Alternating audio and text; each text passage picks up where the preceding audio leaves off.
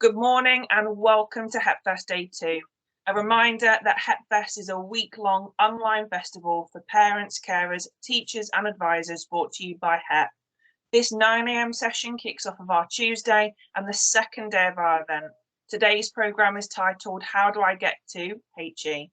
And with that, I'd like to thank you all for coming along to this particular keynote speaker.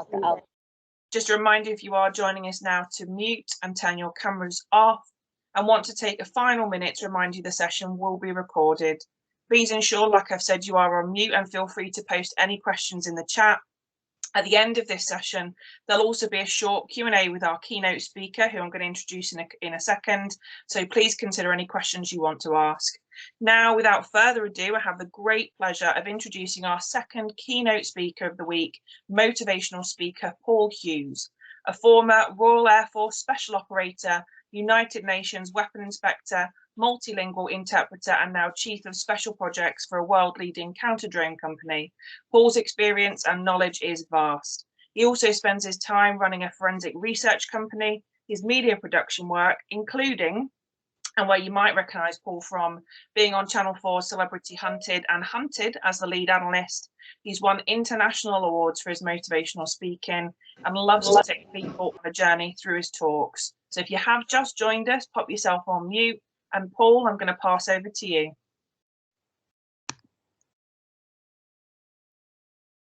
Ta-da! Greetings. Hello. Yeah, I sound really good, don't I? I must admit, I'm quite impressed with that. Now, I'm a little bit more awake this morning than I normally am. Reason being, my wife got up first this morning. She's a teacher, so she went and had a shower. And I thought, right, shall I go and feed the dogs first, or shall I get in the shower after my good lady?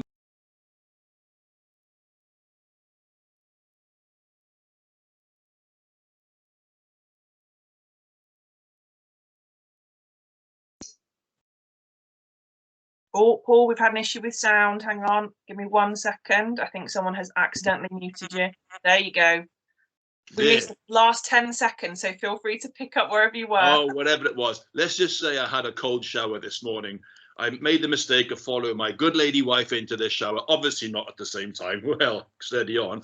So, yeah, woke up with a bit of a start. So I do apologize if I'm a little bit more bubbly and effervescent than I normally am. But yeah, as I was sort of talking to one of your colleagues earlier, I had my first autograph yesterday. I was in Asda's in Lincoln, and a nana came up to me who had watched Celebrity Hunted on Sunday night. So I had a bit of a moment. I thought, oh, good grief, somebody recognized me. And then she carried on to tell me off that my beard looked better at this level than it did on the TV. So I thought, cheeky, you know, but I still signed her bingo ticket anyway. So I made somebody's day, and it pleased me that I got recognized, obviously. So, oh, the fame, being recognized in Asda's. So, yes. So how did I get here? I'm Paul Hughes. I'm from South Wales. I'm from a place called the Rhondda Valley, which is very industrial and not dissimilar to Sheffield. I spend a lot of time in Sheffield, love Sheffield. My best friends are from that neck of the woods. And to cut a very long story short, my life growing up in South Wales was very much about escapism. I had dreams. I was daydreaming a lot in school, in primary school. You can be whatever you want to be, can't you? You can be big, you can think big, you can be very adventurous in what sort of career path you want to take. When your mum, your dad, your aunties, your uncles, your nana and granddads ask you what you want to be, what you fancy doing when you go into the big wide world of work, when you sort of mature and finish with your schooling, etc., you shoot for the moon. Or in my case, I literally did, because I wanted to be an astronaut. So, but there's a point there. You can actually say I got nigh on halfway there, because I ended up going into the Royal Air Force, serving as aircrew, doing special operations. So I've been in jets and helicopters and heading through the clouds, etc., but I wasn't an astronaut. But then again, I have met Tim Peake and I have lectured at the National Space Academy in Leicester. So I'm really intrigued by that type of thing. But going back to primary school, right, you can be whatever you want to be. In your head, you think big. You don't understand the career path you need to take and what sort of courses you need to go on, etc., in the meantime. But you really, you sort of, only when you start getting to secondary school did I realize that it was quite a difficult ask. Because in primary school, again, I loved the lessons. I loved the creativity. It was all about, to me, it was about being creative and sort of thinking big. And I set up the school chess club during wet play times at lunch times and things like that. I set up a school chess club. I got the head teacher to get some spare chess sets, and I taught people how to play chess because I knew how to play chess. My nana taught me how to play chess when I was little, and I subsequently went on to win the Welsh under-18 chess championship at the age of 10. Now that should have told me something. That should have said, "Oh, Paul, you've got a good brain on you here." But it didn't at that time. And I also set up the school newspaper. Now, bearing in mind, I'm 53 nearly, okay? So when I was in primary school, there weren't computers in classes. There was no such thing as computers in schools, full stop, okay? So we had to write out. I made up the school newspaper. If I finished my lessons early, my teacher would allow me to, using felt tip pens, is to create like a magazine type thing and then staple it together, and that would be the school newspaper. So I had contributing journalists, should I say, reporters that were in my class as well, and they'd also write a little bit about what was going on, and it became the school newsletter, and it would be photocopied and then sent home with the children to go and give to the mums and dads about what we did in school.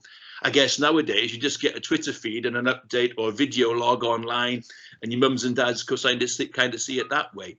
But from my perspective, I was being really, really creative.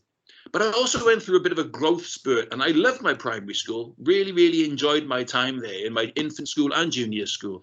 And then when I went up to comprehensive school, to secondary school, or as I termed it, big school, I went through puberty. I just said that word, puberty. I can only apologize. I went through puberty really young, but I was young in my age, in my year group, because I was born in June. So in my school year, I was one of the youngest, but I was also one of the tallest very, very quickly.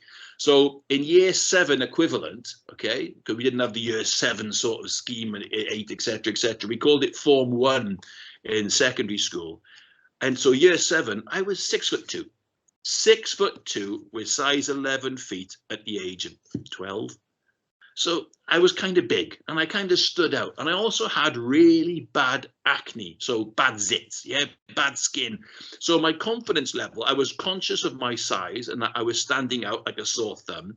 I was a bit like a beanpole with my big feet as well. And I was a bit like Pingu, you know, could lean at 45 degrees into the wind and not fall over. So I was conscious about the way I looked and my appearance. And my first day on the bus, right, so I had to travel up the valley to my new school, this big comprehensive school with about 1,500, 1,600 students in it. I got on the bus and it was just smoke. And there would be kids upstairs on a double-decker bus and they'd be smoking and they were trying to be cool. And there was a lot of bullying and it wasn't a very nice environment. And you'd get to the school and the discipline was poor and there was no respect for the teachers and vice versa. And it just wasn't a good atmosphere conducive to learning. It wasn't cool to be clever. So you didn't want to put your hand up, which is upsetting for me because I really wanted to learn. Where I lived near, like I said, an industrial area, so near coal mines, etc., and also steelworks. And it wasn't a really picturesque sort of landscape as such. And I always dreamt about traveling and going around the world. And I tuned my radio into sort of French radio stations on long wave. I know nowadays you can just click on the internet and listen and watch whatever and look on YouTube and all sorts of things. But back in the 1970s and 1980, early 1980s, I tuned my radio in and listened to French radio stations or other radio stations around Europe that I could find. And I used to love watching TV programs about holiday shows, about traveling. There was one called Wish You Were Here, another one called Holiday on BBC. And they would go to far-flung places and just wonderful tours and looking around. And I really wanted to go and see and travel the world. But my mum and dad, you know, we weren't super wealthy at all. You know, we lived in a relatively sort of modest, small sort of semi-detached house. And my mum and dad had my dad, we came from a coal mining area and my dad eventually went into the police force. So he had a decent job, but money was tight. Okay, so we didn't go on foreign holidays. I think the first foreign holiday I had was when I was about 13, 14, and I think we went to Spain. And yeah, it was Spain. But I had this real thirst for knowledge and also traveling. But when you get to secondary school and you realize that you got picked on for putting your hand up and asking questions and being keen, I tended to I stepped back and I blended in, and I just existed through day to day in school and lived for the weekend when I sort of met up with my other friends who went to different schools, like Catholic school or Welsh speaking school. I went to an English speaking school, and I met up with my other friends then, and we'd go and do sport on the weekend. We'd play football or rugby or, and just generally hang out. So I didn't excel in school at all in secondary school. I really, really struggled. So let's jump to where I am now, okay? Qualification-wise, I have 4 master's degrees. So I've got an undergraduate degree. I've got 4 postgraduate master's degrees at distinction level. You can't get a higher grade than that, okay? I also speak Russian, Arabic, and Pashto. Pashto being one of the languages in Afghanistan. I speak them fluently, okay? So in addition to me being Welsh and English, I speak 4 languages, okay, in my repertoire of linguistic skills, shall we say. So I learned all these things as a grown-up. I didn't learn these things when I was in secondary school. I missed out on such a wealth of education by not committing and just blending in and not putting my hand up and telling teachers, not even telling my mum and dad that I was struggling and that I wasn't enjoying it. I felt a sense of pride, I guess, that I didn't want to open up and say that I was being bullied in school and that I didn't enjoy the school aspect of it and that the education system was kind of failing me to a certain extent because I wasn't admitting, I wasn't telling the teachers that there was difficulty, I was having difficulty in lessons. You see, I've got 2 conditions, which if I was in school today with you guys, I may have a teaching assistant alongside me. Does that make me stupid? No, I've got 4 master's degrees and I speak multiple languages. But when I stayed on to do my A-levels in the same school, okay, and I'd be reading texts, the words would just wiggle around on the page and it was nigh on impossible for me to read. It would take me, 7, 8, 9, 10 attempts of reading one page to try and assimilate that information because the words would just wiggle around so much. Yep, I've got dyslexia. But I didn't realize I had dyslexia until I was in my mid-20s. I was already serving in the military and I'd already done a couple of language courses. In fact, I was on my Arabic course. But I'll come on to that a little bit later on when I was suddenly diagnosed with dyslexia. Another one, I don't sit still. For me to sit still in front of my MacBook right here, looking at a camera with a little green light on it, is really difficult for me. I like to be on the move. And if you see me on stage when I'm doing my talks, I'm always on the go. I prowl around like a caged tiger, okay? I'm always on the go. I'm hyper vigilant, which is also something that everybody as special operators or special forces in the military have. Hyper vigilant, okay? You're hyper vigilant. You're always on the go. We have attention deficit hyperactivity disorder, ADHD. So I'm dyslexic and I have ADHD. Does that make me a sort of a person who has a disability as such? Is this somebody that's going to hold these conditions that are going to hold me back? No. Define normal, okay? There is no such thing as normal. We're all different. We all learn in different ways. Your teachers in your school do lessons every day that are tailored to different ways of learning. They call it differentiation, okay? And it's the same in universities as well. University lecturers and people in colleges also identify different ways of learning. Now, I'm an active learner. I like to be doing things, picturing things in my head, verbalizing things, talking things through, having a plan. Some people can just listen to things and get it. Some people can just read things on a smartboard, blackboard and get it. I need to be doing multiple things and involving all my senses for me to learn. And I can learn rapidly, okay? Really, really quickly. But here's the thing, right? My confidence levels in secondary school diminished. I didn't believe I had what it took to sort of get anywhere on any specific career path. All I was dreaming of then was not traveling around the world or having really cool jobs or being an astronaut. I was just fixating on humdrum, low-level jobs, really, and so not having much of a career path, not even thinking of academia or sort of going into college or university. I stayed on to do my A-levels. Okay, after I did my O-levels, the old GCSE system, and I got 5 at grade C and above. Now, those 5 subjects were in a subject where the teacher actually made it interesting, made it relevant, and kept the discipline in class. Okay, so quelled quashed the bullies or the silly kids that are messing around or taking the mickey out of you for putting your hand up and asking a question. They made it relevant. They made it interesting. They made the subject come alive so you understood why you were learning those sort of topics within that subject frame. So thank you to those teachers for sort of giving me a foundation level at GCSE equivalent to sort of go further forward. But when I stayed on to do my A levels, I really crashed and burned, because the biggest jump you'll get in any form of academia, okay, is the level between going from a GCSE to an A level. It's a rather large jump. A level to a degree, and degree to postgraduate, master's or PhD, which is a doctorate, okay, it's a smooth slope up. It's not a big jump. The big jump you get is from GCSE to the A level equivalent, okay, because you've got to do a lot more reading into things. No matter what the subject matter is, you've got to do a lot more extra reading. You're not just jumping through hoops that the teachers are providing you for to help you get the GCSE, to get that foundation level, which you do on your own merit, but the A level is the biggest step up. So the key to this, now, one of my master's degrees is in cognitive science, right, on brain science. So I know how to do this type of stuff. And I also help out with elite athletes as well. And I'm currently going to go into it, morphing into a new role where I'm going to be helping professional footballers attain their best level ever. And it's not from me going in the gym with them or telling them what to eat and drink, although there is a part of that that comes into it. It's about how they get their brain wired, okay? So sit back and get ready for this, because I'm going to unveil you right now as how you can fire your brain up and get ready for higher education. Because if you've got an opportunity to go into higher education, believe me, you've got to go for it. Because the higher education, so going in for a degree, whether it be, I know it's Sheffield or Hallam University as well in Sheffield, which are behind this HEP Fest today, you've really got to go for it, because I learned so much from doing my degree level work and postgraduate level work in universities, because it unveils new levels of thinking. It really helps you become a brand yourself and helps you sell yourself in the big wide world, because it's a competitive world. And I go all over the world with my roles, okay? So I've flown all around the world many times, speaking to different people and coaching them on how to be the best level of them that they can possibly be. Because as far as we know, right, we get one life.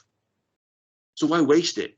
Why just exist when you can live? Why not be the best version of you that you can be? You're robbing yourself, aren't you? You've seen the film on Netflix. I think there's been a series on TV called Limitless, right? Where a guy, he pops a pill and he can access all areas of his brain. Actually, in reality, that's rubbish. But you can do it for real. You can do it for real by being creative. Not just by doing a Wordle a day or a Sudoku on a weekend or something like that. Rubbish. That does not help with your brain chemistry, okay? It doesn't. You're doing the same routine over and over again. You need to get creative. You need to start doing other things. You'll never fill this hard drive, okay?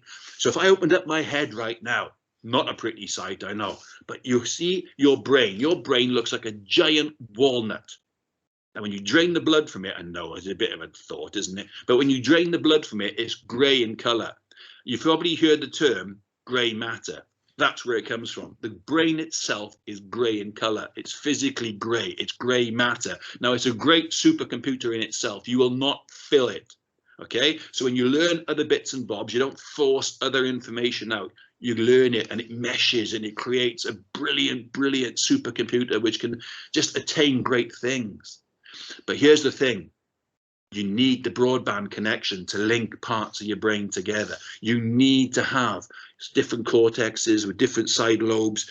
I won't use any more brain terminology regarding that, okay? But don't worry about it. You form this broadband mesh across your head. It's called white matter.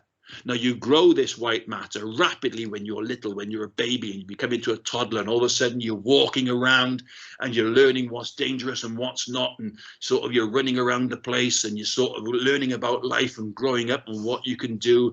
You go into primary school and you want to be an astronaut like I wanted to, and it's all creative. It's great. Your white matter starts to grow across your grey matter, but white matter sends messages around your brain 100 times quicker than grey matter alone. 100 times. That's staggering, isn't it? That's not a number I've plucked from the sky. I did experiments in St. Thomas's Hospital in London with some scientists from Sweden, from Stockholm, capital city of Sweden, okay? And they did investigations into brain power and language learning. Now, I'm not telling you all to go and learn another language straight away now and go and get Duolingo apps and start downloading things and learning. But actually, when you learn another language, it really speeds up the white matter process in your head. Now, I didn't realize how clever I could be until I started learning another language. Now, the first language I learned in the military, because my role in the military, to cut a long story short, was to be a spy.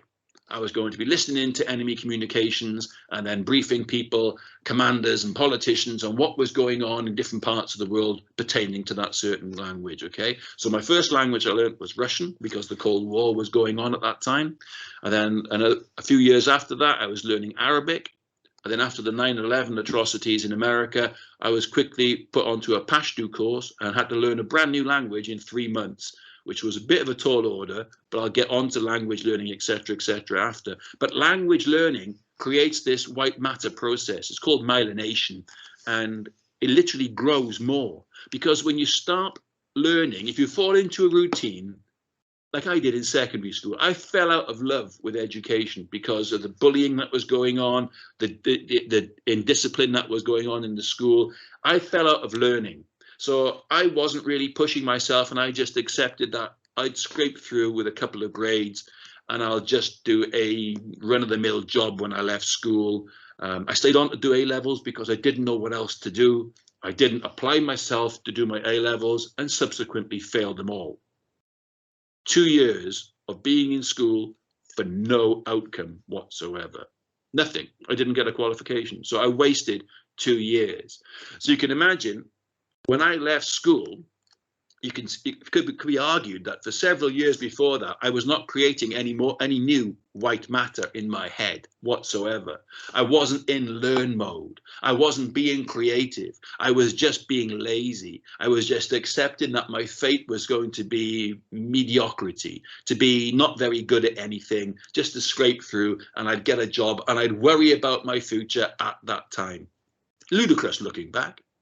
But you might say now, yeah, but you're doing all right for yourself, Paul. You're on TV, you own a company, you do this, that, and the other. You fly around the world in the chief of special projects role with a drone company, come and count the drone work, etc. Yes, I do. But there's also a bit of me that thinks I wanted to be an astronaut. If I applied myself in school, what else would I have acquired? What other skills would I have learned? What other things in life would I have done? So I believe in maximizing my life and to be the best version of me I can be. So I always look at improving every given day, okay? Whether it be physical fitness wise, whether it be in passing on the baton, or as my friend Des, who's from Sheffield, says, putting water back in the well, all right? You've got to put it back in there. Because there's no point just thinking about you and being selfish in life. You've got to think about others. You've got to help others. That's why I do these talks, okay? I'm a busy guy, but I like doing these talks because I like to pass the tips that I've learned and the mistakes that I've done in life back onto you guys. How do I not know that one of you might have a cure for cancer in your head? You go to university, you might have somebody in your family, or you might say something to them that stimulates them, that actually gets them to get to a position where they do these miraculous things, these miraculous discoveries. So life is for living and it's for sharing. And when you learn in higher education establishments as well, right, you find out that academics share knowledge all the time. We stand on the shoulders of giants. So when you write a thesis or a paper on a certain topic, that then becomes shared with others to learn from as well. It's not just your nugget of information. Oh, this is mine. This is mine. I'm not sharing it with anyone else. You stand on the shoulders of giants and you pass that information across. And that's what I loved about going into university for the first time. The first time I went into a university, I was on my Arabic course. Now, my Russian course, I started when I joined the Royal Air Force and the Cold War was on, and we had a year-long Russian course, and then you'd have about 7 months, 8 months of sort of your applied training, they call it, which is basically teaching you how to be a spy as such. And then I did 2.5 years doing operational stuff, doing the job. And I got selected then to do my Arabic course. Now, my Arabic course was longer. It was an interpretership, so it's a higher qualification, and it was 18 months of just language learning. And it was tough going, but I really, really enjoyed it. Really, really enjoyed it. But during that course, which was in the Defence School of Languages in Beaconsfield, just outside London, and for a week of that course, I went up to Leeds University, and I met a professor there called Avi Shifdeel. Now, Avi is half Israeli, half Arab. So there's not many, if you know about Middle Eastern politics, okay, there's not many people out there who are half Israeli and half Arab. And the guy is fantastic. And the first lesson we had there was on Arabic poetry. Now, you might think, what's relevant about that? But I'll come on to a story regarding that. Now, we looked at this PowerPoint that he put on the board and thought, oh my God, poetry? I don't even read English poetry, let alone Arabic poetry. What's the point in that? The point was that he said, and I remember the words exactly, he said, if you don't like this lesson, he said, fine, we'll do it your way for the rest of the week and we'll do whatever lessons you want. And I thought, fair, this is going to be good. This is going to be an awful lesson and we're going to have it our way for the rest of the week. Wrong. He blew us away. He blew me away, certainly, by the way he was describing how people write, and albeit in Arabic, but he would describe things, how politicians manipulate the words they use and the language they use to sort of gain popularity and to make promises that they can't commit to. And I found it fascinating that these are from ancient texts and stuff, and he's bringing it out. And I found it interesting that I understood it. This is all down to the white matter growing in my head. Remember, it's 100 times quicker at passing messages around the brain. All of a sudden, subjects that I would have found humdrum in secondary school, that I wasn't in learn mode for, that I was bored with, all of a sudden it came alive. All of a sudden I understood new things. All of a sudden I had this thirst for knowledge. I was getting it. I was getting it. I had a top class professor speaking to me and explaining things to me, and you can see the excitement in my eyes. Now, I met Avi in Leeds just before Christmas. I've just released a book with a production company and a friend of mine, and it's become a Sunday Times bestseller just before Christmas. Okay, the authors Damien Lewis and Des Powell, both very good friends of mine. And the book launch took us all around the country, including Sheffield. We did Sheffield libraries as well, and we were in Leeds Library, and we did a talk at Leeds Library. And Avi turned up. I haven't seen him for nigh on, goodness me, 30 years, I think. And all of a sudden, he's there. And he came and we had a big hug and we had a good chat. And he said, I knew that you had white matter going on in your head at that time. You were so excited to be understanding what I was talking about. I knew that you would take the bait and you would be enthused by it. I knew you'd go on to greater and better things. This is what I'm doing with you guys now. Higher education unveils a whole new, I just can't explain it. Until you experience it, it's a whole new way of thinking. Yeah, of course you're going to have fun in university. Of course you're going to hang out with new mates and you're going to do great things.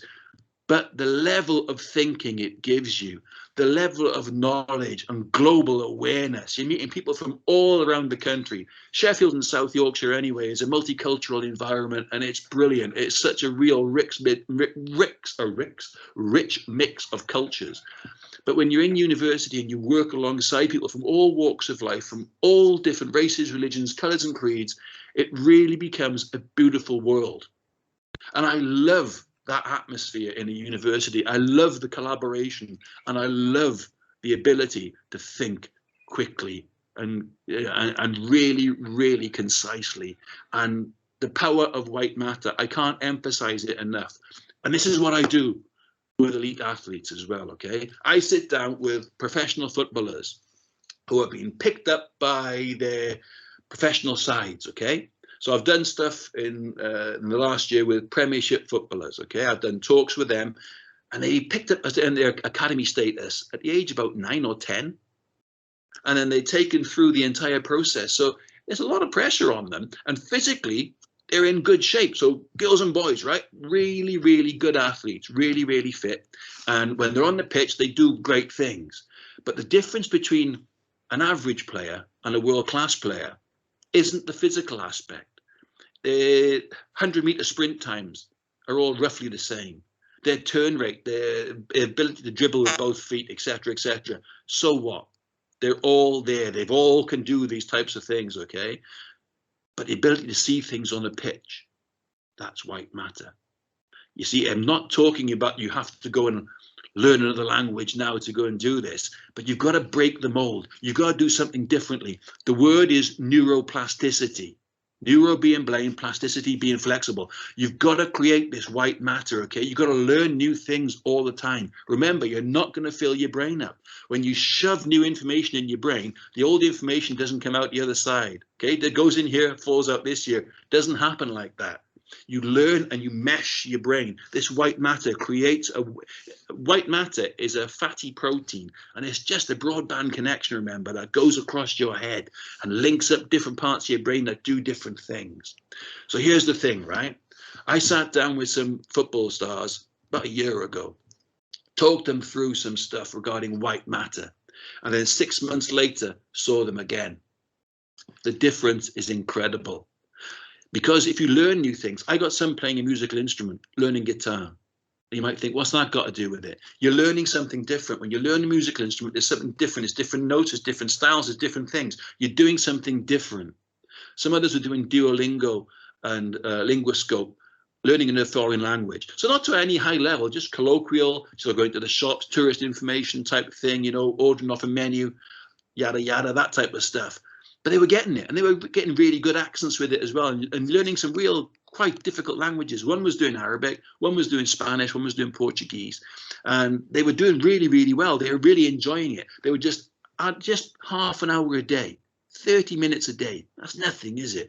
30 minutes a day, just going through, practicing their language skills, putting it on in the car, on a podcast, or when they're walking a dog, and listening to different things. The guys who were playing guitar were just learning it from YouTube and just watching things. Another guy was doing watercolor painting.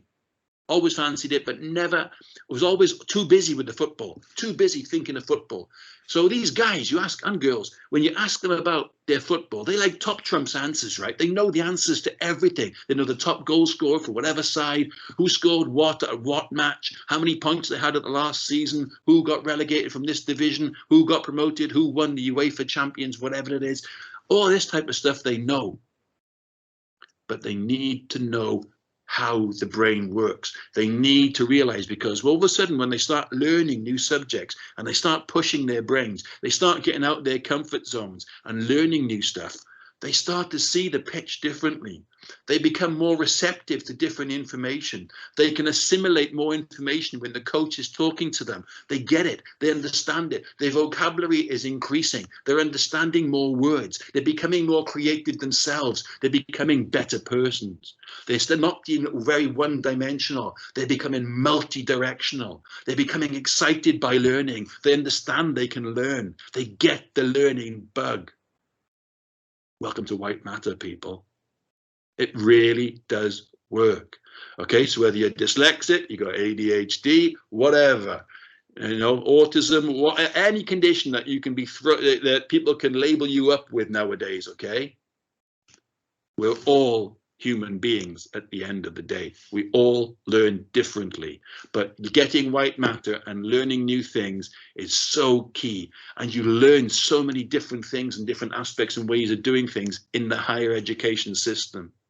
Now, I employ people, many people, okay? I interview people nigh on every week for different roles in different companies. So I sit down with them. People come in and they'll have the standard GCSEs, okay? So you'll have your GCSE results and I'll go through them. And then I'll look at people then who've gone on to A levels and people who have got degrees and master's degrees. And I'll come and I'll interview them. But what I'm looking for is their story.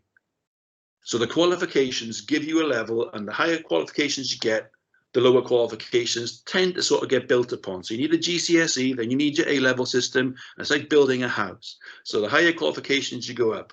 But the key thing is, I want your story.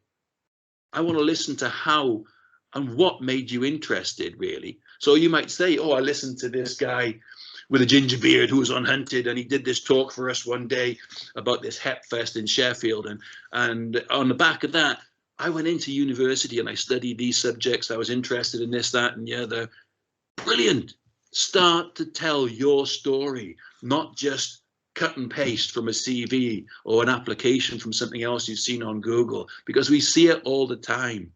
I'd rather see a CV that comes that is just, yeah, it shows your qualifications and everything else, but I want to see your life. I want to see where you've been, where you've come from, what you do in your hobbies and interests.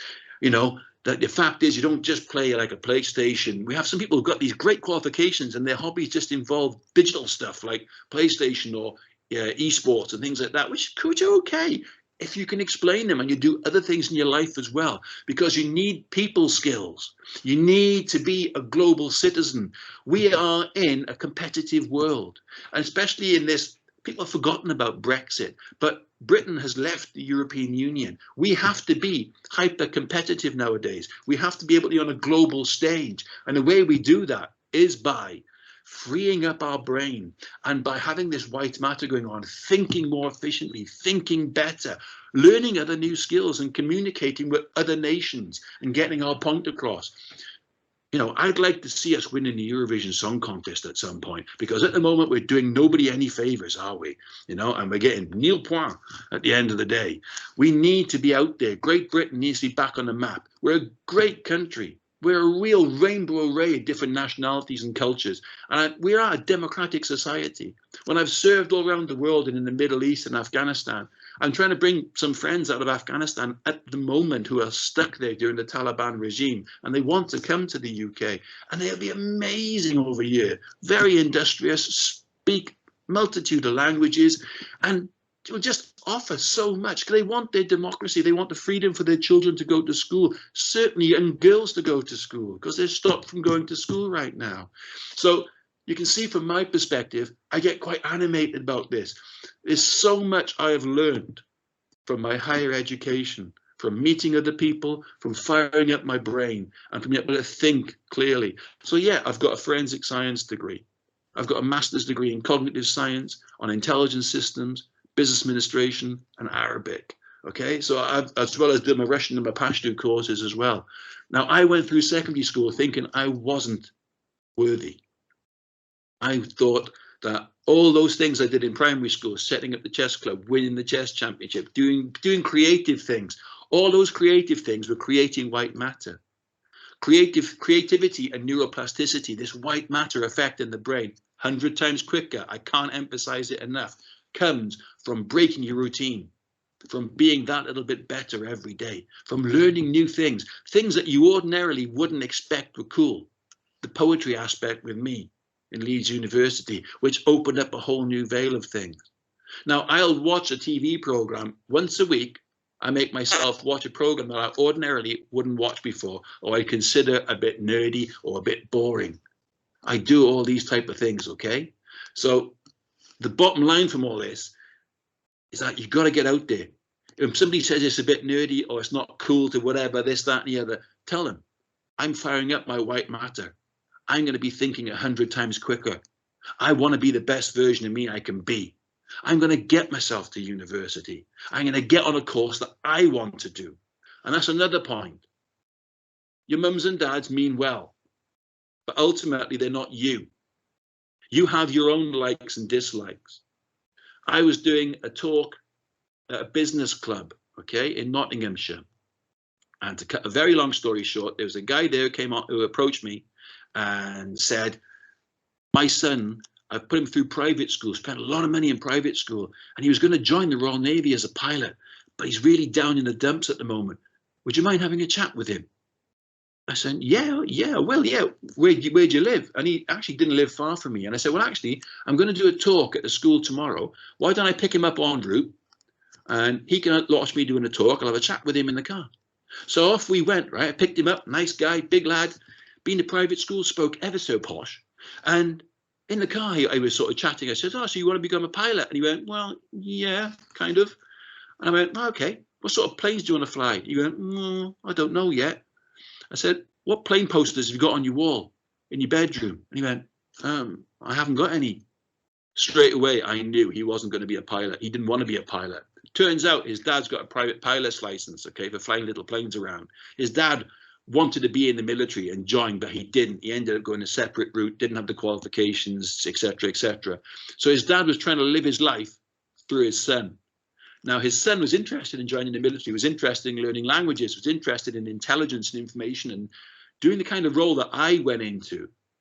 So when I said that you're going to have a chat with your dad, this is your life, not his life, he broke down. He was upset, crying to his dad. But actually, it cleared the air. His dad wasn't sorry. He wasn't upset about it. He just wanted the best for his son. And he thought his son wanted what he wanted.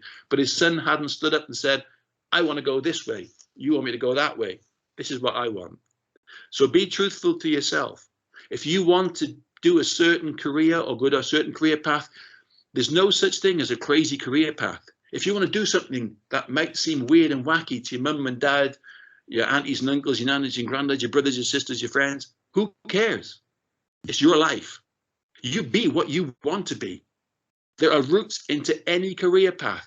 The careers guidance that you'll get in school and also via the universities in Sheffield, Hallam or Sheffield, will help you massively. They will tailor the courses to you. You can bolt on additional side courses as well, which will also help with the white matter. In university, there are lots of different clubs and societies that you can get involved with as well, which are great for networking. Networking is getting your name out there. So you end up getting jobs and work experience in different walks of life and doing different things. I can't emphasize enough how key it is to be a collaborative student, to get involved with things and to really push yourself outside your comfort zone. Did you know that your brain stops you at 40%, sends out warning signals when you're at 40% of not only your physical capacity, so if you're running a marathon at about the 10-mile mark, you start going, oh God, I think I want to die, but also when you're learning new things. You've heard the word cramming. When you cram for an exam, you cram information into your short-term memory when you get anxious and your cortisol levels, which is a stress hormone in your body, are high.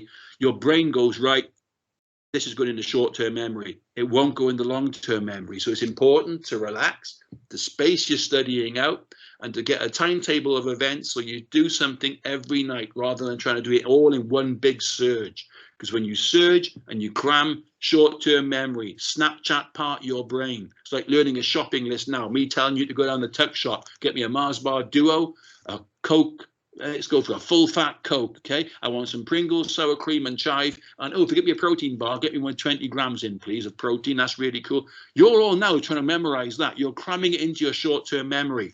No. Get it into your long-term memory. The trick for that, take it from somebody who's a polyglot. That means somebody who speaks loads of languages, okay? Flashcards. I use flashcards for everything. Not just languages, for all key facts, and no more than 5 at a time, because otherwise you're going to cram everything into your short-term memory and learn them like a shopping list. So 5 flashcards, quick 5 flashcards, then do another pile of 5 once you've learned the initial 5. Shuffle them together so you've got a pile of 10 random cards. That way, when you look at them, no matter what's on those flashcards, so a flashcard could be like half the size of a Post-it note, cut a bit of card yourself. You can buy them from Amazon for next to nothing really. So these flashcards are really, really cool. And I use physical ones rather than digital ones you can get like an app on your phone or whatever.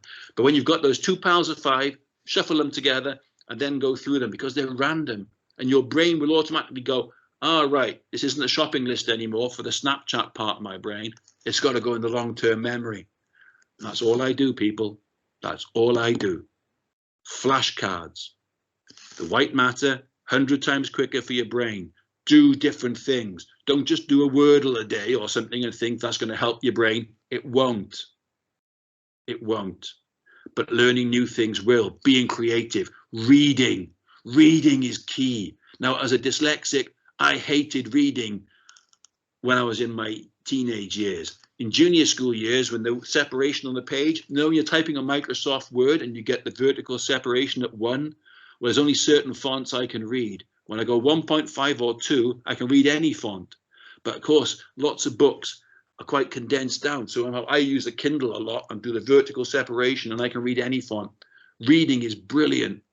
Upload the information to your brain. Right, I'm conscious of the time. It's just gone 1:45. Let's see what questions we got coming through here. If you've got any questions, feel free to put them through in the comment chat. In the comment chat we got going on here.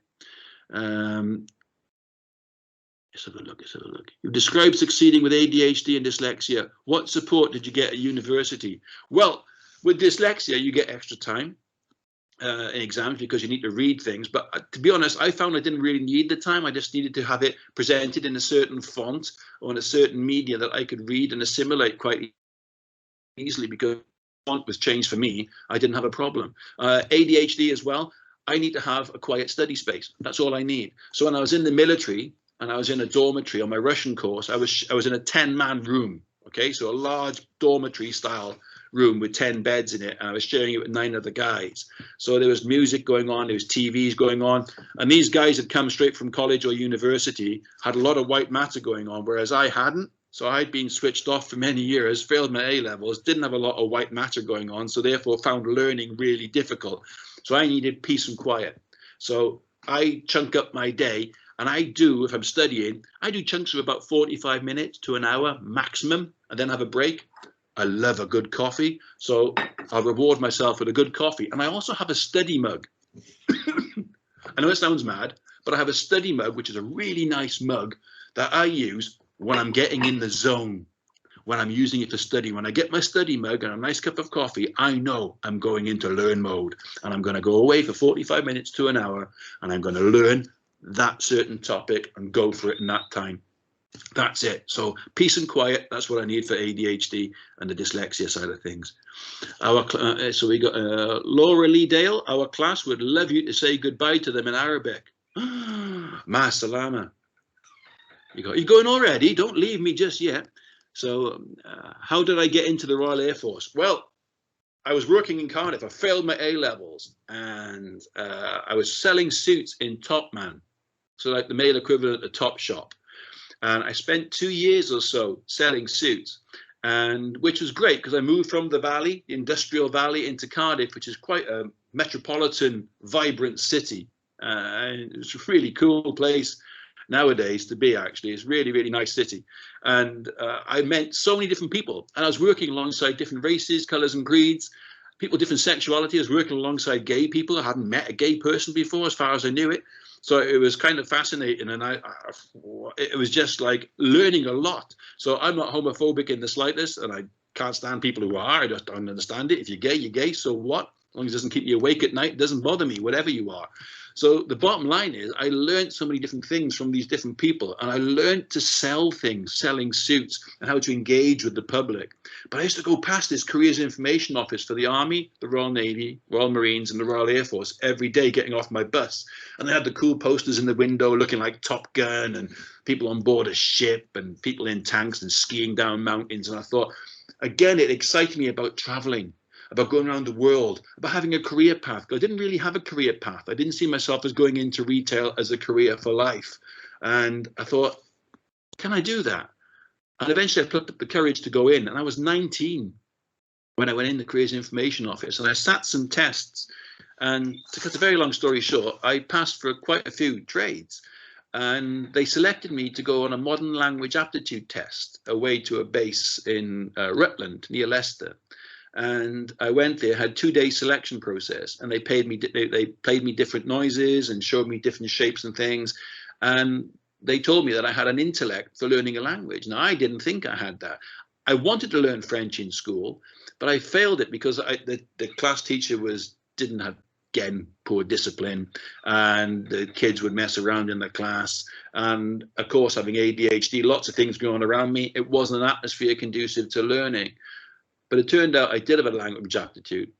And I'm a big advocate that we've all got a language aptitude. You just got to know how to do it. So it's like the flashcard system. And I use a mnemonic way of memorizing things as well, and breaking words down and making them sound and picturing things in my head. And when it's key when you're learning things as well. Don't just read things, but read them out loud, because your auditory cortex, so the part of the brain which controls the ears, as well as your visionary cortex for your eyes and your speech aspects, okay, they all come together. So when you use a lot more of your senses all as one to learn a subject, to say a word out loud, or any subject in particular, your brain comes alive more, your white matter fires up, and it really, really helps grow this white mesh broadband across your head. So don't try and read in silence. Read it out to yourself. You know, so if you've got a quiet bedroom, or you're in your wherever you study at home, talk to yourself. It's not a sign of madness. You're actually just engaging more of your brain. Okay, makes perfect sense, doesn't it, when I'm saying it here? But nobody told me this. Nobody teaches you how to learn, do they? And it's like we're like IKEA flat pack furniture without the instructions. We kind of work it out ourselves, our body, don't we? We all learn in a different way. Differentiation that teachers do every day in their classroom. The teachers are geniuses, okay? They don't go into it for the rock star wages. They go into it because they care, and they love seeing students come through and develop and pass the baton on and learn new things and go on to great careers. What do we got here? Were you medicated for your ADHD? No, I haven't been. I know I've got some friends who are, but I haven't. No. So I just drink coffee, which tends to sort of have the opposite effect on normal people. Coffee normally revs people up. What I find, and there's been studies on this actually, that coffee actually, on an ADHD scale, actually levels you. So I just like traditional ground coffee. I'm a bit of a coffee snob, to be honest. But no, I haven't. So have we got any more questions? Have I missed any out? Let me just scroll up here a sec. Excuse me, squinting. I haven't got my glasses with me. As a next language teacher, this is from Joanne Slater. As a next language teacher before working here at HEPSI, I often heard my students say language is just too hard. You can either do it or you can't. What would you say to these students to get them through these difficult times? You've come through difficult times, and language learning, not in a classroom environment, during the COVID environment, that's tough. Okay, I know they've altered the grades accordingly and everything else, but the bottom line for me is stick in there. Because language learning really develops the white matter better than anything else. Okay, so learning to play a musical instrument, being creative, doing the arts and crafts and stuff help. And it's important to play different sports and to do things that take your mind off everything in life once in a while, because that lowers your cortisol levels. Cortisol is a stress hormone. So if you can lower that down, you forget about things for a little while, then that helps your brain massively. And it's important to have sleep as well, because when you sleep at night, there's a fluid that washes over your brain, which gets rid of lots of toxins. Okay, so it's really key to have good sleep. But on the language learning side of things, stick with it. Flashcards and mnemonic ways of memorizing things. Remember to say things out loud to yourself and sort of chunk your time up. Don't try and cram for things. Do things in abbreviated time. So do 45 minutes at a time or an hour maximum. Have a break, then go back to it. Have a study mug and sort of get ready for life, because you got one life. Don't just exist, live it. I hope that helps you all. Have you got any more questions for me? I'm just conscious of the time running out here, and you've got other lessons to go to. I think you're okay for questions, Paul. I think you've answered all of those. Sorry, I didn't quite hear you. I answered it. Yeah, you're welcome. Yep. Everybody saying thank you. No problem at all. I hope you got something from this. And I hope to see you all in your schools or in the universities in the near future. And you see me up close and personal and prowling around the stage, because this is really hard for me looking at staying still in front of a camera. But remember, white matter is 100 times quicker than grey matter alone. That's why you get some people that are a little bit, look a bit confused, and some that are just sharp and get it. And that's what going into higher education does. It gives you a higher level of thinking. All of a sudden, you get that collaboration and you get excited by life. Okay, we're a globalized society, and the world's a beautiful place. And regardless of whatever race, religion, color, or creed you are, we all love a party and we all like to get on. Okay, so politicians of the world, sometimes I should run for global president, I think, because I just love life and I love learning, and I want you guys to have the same bug as well. Okay, so thank you very much for listening to me. Thanks, Paul. So what we're going to do now is, if we are able to show the final slides for HepFest, or for this session, sorry, Savannah, if that's at all possible. Well, Katie, thank you. So what I'd like to do then, just for the final 2 minutes, is to think about any reflections that you have on the session and then pop those into the chat. So obviously the aim of the session is to make you feel more confident and to support you making informed choices about higher education using that confidence. And we're keen to understand if the session has helped you. So we'd like you to post anything in chat, either a thank you to Paul, or 5 minutes to reflect on whether you feel more confident, motivated or inspired to push yourself. And that's just a couple of seconds in the chat. Lots of people saying thank you, Paul, which is wonderful. So thank you very much. If you post in the chat anything about feeling more confident or more inspired or motivated, again, lots and lots of thank yous for the session. Jamie says it's time to dust off the Duolingo. Wonderful. And if we go to the next slide for me, please, Katie. Fabulous. So that brings us to the end of this session. Thank you for attending, and thank you for our keynote speaker, Paul Hughes. If you have any questions, please contact us via the link that's on the screen now, where you can book onto more free sessions for HepFest, and the careers team are also available on the link below. Thank you very much for attending. Again, thank you very much to Paul. And with that, I'm going to end the meeting. Feel free to leave and get off to your next lessons. Thanks again to Paul for that wonderful session.